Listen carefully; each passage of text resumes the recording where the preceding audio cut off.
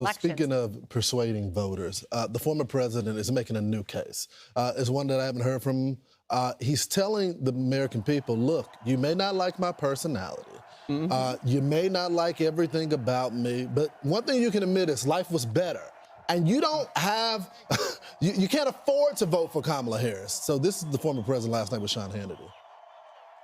You can't take the chance. You have no choice. You've got to vote for me. You've got to vote for me.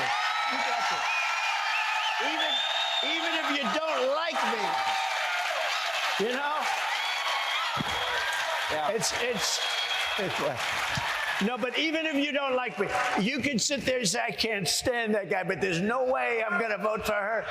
No, you have to have fracking. You know, you're the biggest in the country for this. You have two of the biggest sites in the world.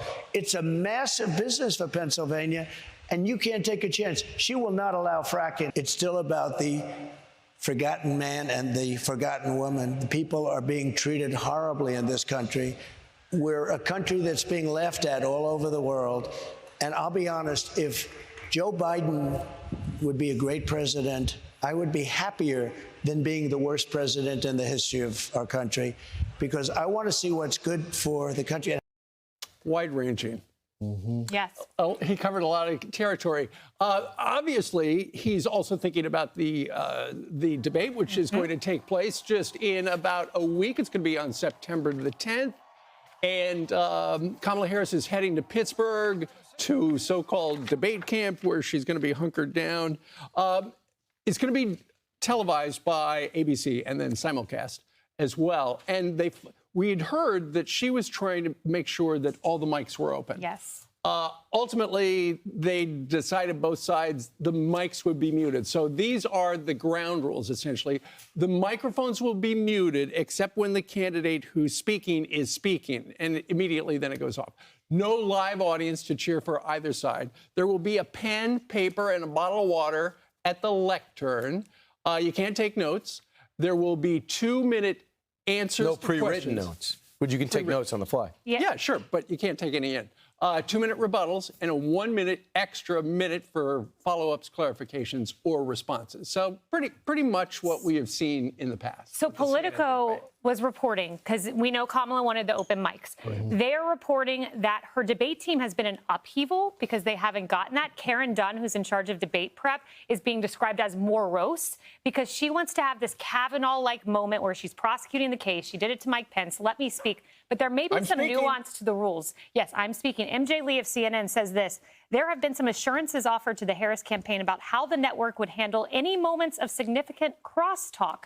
So the mics are muted, but who's the muter? Who's doing the muting? Because that guy's got a lot of power if he is giving assurances about crosstalk. It could be a woman.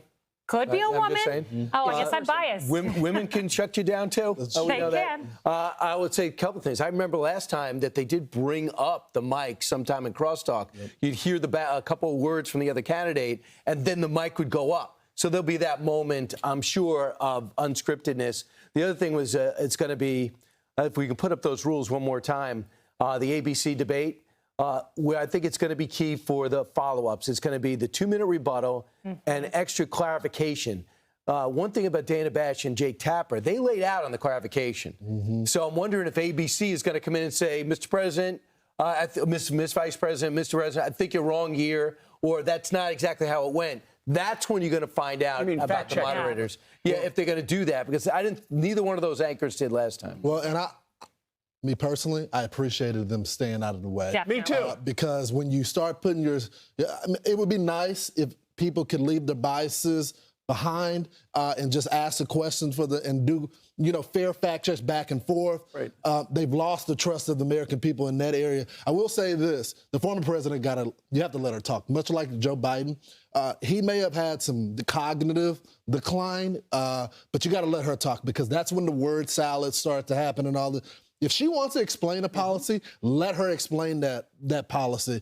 And much like the current president, he didn't use a lot of his time. There was moments in that debate, like, Mr. President, you still got 90 seconds. That's where I loved what he did yesterday in the town hall when he was self-deprecating. You may not like me. You may hate me. That's right. But I have the best policy for our country. He can do that with Kamala Harris. Yep. Right. Yeah, you know, I don't say everything right, Kamala, but you have failed our country. That's People right. are poor because of you. People are in trouble. Suburban moms across this country are hurting because of you and Joe Biden. It's so much harder being Trump because you have to go against, am I going against Kamala Harris, the senator, the AG, the vice president, or the new Kamala Harris, who doesn't say anything? How exciting. Anonymous You never know surrogates. who's gonna show up. Yeah, anonymous surrogates say she's changed the positions. So in the back of your head, you got to study for all four. Well, the real Kamala, please stand up. Right. There you go. So she'll That's be the standing challenge. up. Will, You if she you wanted to sit down. yes. That's all. So both of them weighed in yesterday on the big event next week. Listen to this.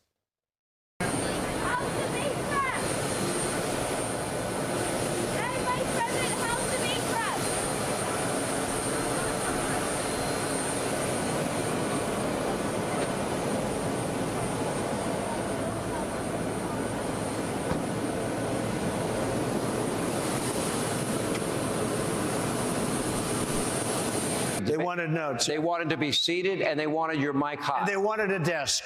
They didn't want to do. I said, you got to do a stand-up. After they already agreed to the other. Yeah, but they wanted a desk from the beginning. You know who else wanted a desk? Sleepy Joe. He wanted it. Okay. Yeah, Sleepy Joe wanted a nap. Right. He's probably taking one. Yeah, he probably is on the beach, maybe. So 90 minutes long, 2 commercial breaks, muted mics. So Brian Fallon came out and said basically, okay, you got your way.